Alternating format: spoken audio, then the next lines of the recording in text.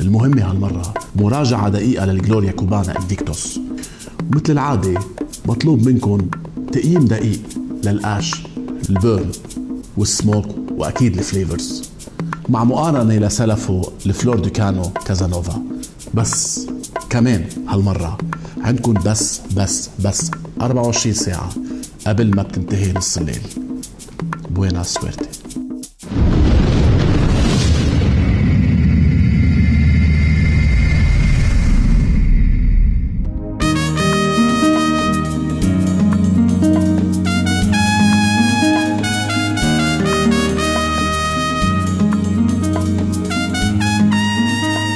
مرحبا. الانفيكتوس إصدار ريجونال إيطاليا 2017، السيجار العاشر من سلسلة إصدارات ريجونال لإيطاليا، إنما الأول للجلوريا كوبانا بإيطاليا. اسمح لي أقطعك شوي هون إلي لوضح شغلة صغيرة. بسبب تأخر نزول الانفيكتوس لبداية العام 2019 اعتقدوا بعض هواة السيجار انه هذا اصدار 2018، بس انا هون عم وضح النقطة. على كل نشاط ملفت الي للجلوريا كوبانا بالسنين الاخيرة. صحيح قاسم، الحركة بركة، والبرهان تواجد الجلوريا المتزايد بالاسواق المناطقية. نرجع لموضوعنا. هالسلسلة من الإصدارات الإيطالية بلشت بال2005 مع البانش سوبر فينو، وصولا للكازانوفا اللعوب بال2016 اللي استجلب عليه انتقادات الدنيا، من نقد لاذع إلى غرام مطلق. وقلنا عودة بمعرض الحلقة لنحكي شوي عن الكازانوفا المثير للشغب. بس هلأ حج، شو فيك تخبرنا عن الانفيكتوس؟ صراحة إلي ما كنت حابب أقطعك قبل أنت عم تحكي، بس عندي سؤال ما بقى فيه. شو هذا الكلمات اللي بتجيب لي إياها؟ كازانوفا ومثير للشغب، شو بقى؟ عكل إذا لابد للمقارنة كان الحري أنه نقارنه مع إصدارين مميزين جدا خصصوهم لإيطاليا، لا إكسبسيون، واحد بال2011 والثاني بال2015، سيليكتوس فينوس والدان خوسيه.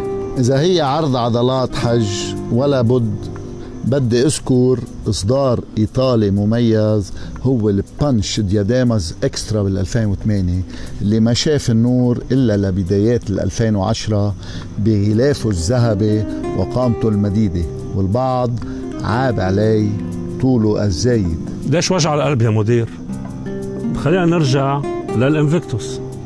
سيجارنا قديم جديد إنما بيستاهل المراجعة. النمط الذي لا يخطئ، الروبوستو، رينجيج 50 وطوله 124 ملم.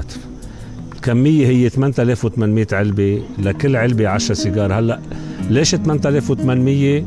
ما حدا عارف ليش بعد، بس ممكن نسأل إنه عنا شيء أخبار عن هالموضوع إلي؟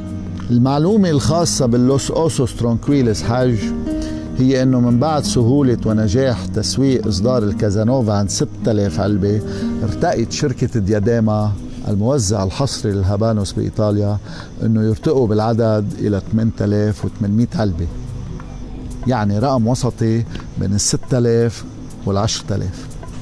نرجع لصلب الموضوع. ممكن قاسم تزودنا بملاحظاتك؟ بإجاز إلي قميص ملس زيتي مع عروق خفيفة، ما في بقع ناعمة السوفت سبوتس، بالعكس جسم مليان مع 3 كابس رائعين، صناعة جيدة.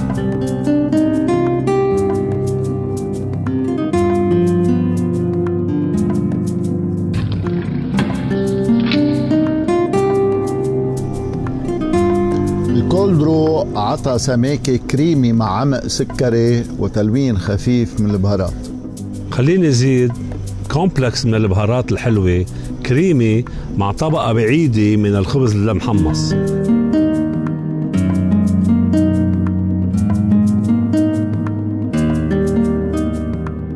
المحطة الثابتة للوس أوسوس، صاحب سلس وقويم بيرفكت درو، سويت ولا شك، مع هنتس من الكراميل المخففة ديليوتد.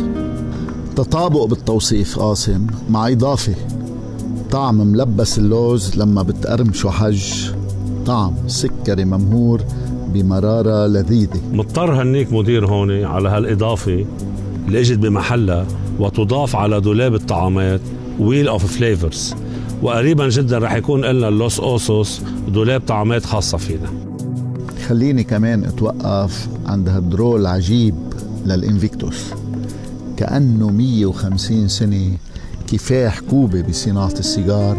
ارتقت هالصناعة من لفافة الكهوبا إلى نمط الكورونا الخالد إلى الروبوستو، the turning point بعالم السيجار. ارتقاء مهم وحاسم بتطور أنماط السيجار. بكل الأحوال لنعود يا حج قاسم بسلسلة من الحلقات القصيرة الرواقية إذا صح التعبير، نعرض فيها تاريخ السيجار، تطوره، آدابه، تقنياته وطقوسه. معلش لا تكون انت مدير اللي عم تشتغل من ورا دارنا، شو القصة؟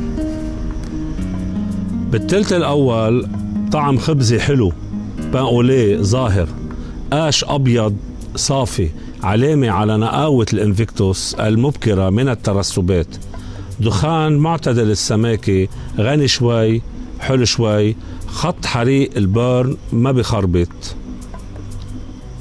إلي إذا بتريد ريترو هيل. أول انطباع مع أول ريترو هيل، فعل كبير لسيجار صغير، دفء غير متوقع لمستوى نيكوتين عالي إنما ناعم وصافي. ملاحظة، الإنفيكتوس من حوالي 6 شهور ما كان أبدا على هالدرجة من النضج، تقدم سريع وواعي.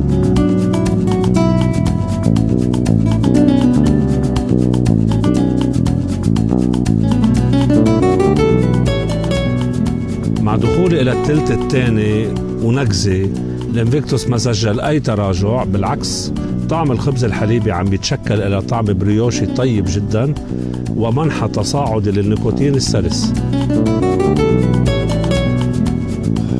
ومع دخولي إلى الثلث الثالث بدي استوقفك شوي حج عن نقطة مهمة كتير حاطة على قلبي. لا احكي يا أخي.